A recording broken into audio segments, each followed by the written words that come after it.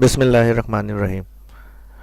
एक प्रॉब्लम अक्सर ये आती है एक्सेल के अंदर कि कोई डॉक्यूमेंट मेल करता है हमें अगर, या कोई डेटा पे काम कर रहा है तो वो डेट इस तरह लिखकर टाइप कर लेते हैं।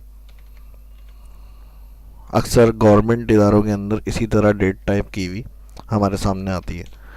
अब अगर डेट फॉर्मेट एक्सेल का इसे समझ रहे हैं तो ऐसा नहीं है। एक्सेल के अंदर जब हम डेट इंटर करते हैं तो यहाँ पर डेट या कस्टम लिखा हुआ शो होता है।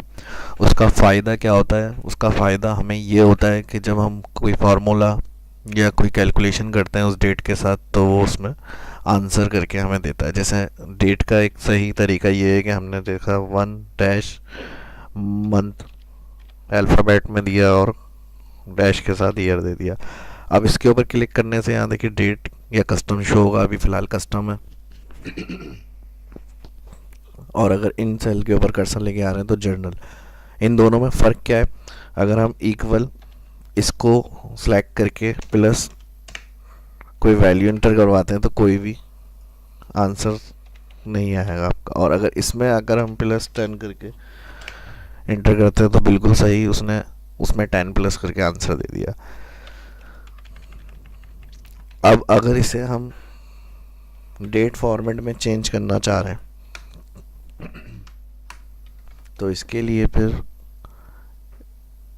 इन्हें सिलेक्ट करेंगे। सिलेक्ट करने के बाद डेटा मेन्यू के अंदर जाएं। डेटा मेन्यू के अंदर टेक्स्ट टू कॉलम इस पर क्लिक करें। यहाँ पर डेलिमिटेड, नेक्स्ट,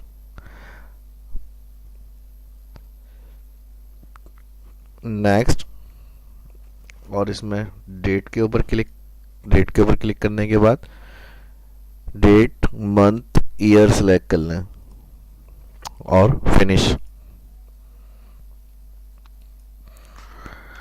इसके बाद अब अगर आप यहाँ पे आते हैं कोई कैलकुलेशन करते हैं तो वो बिल्कुल इसके अंदर होगी। और यहाँ से आप होम में आएंगे तो यहाँ से ये डेट फॉर्मेट के अंदर चेंज करवा के दे देगा आपको। नेक्स्ट वीडियो में मिलते हैं। अपना ख्याल रखिएगा। अल्लाह हाफिज़।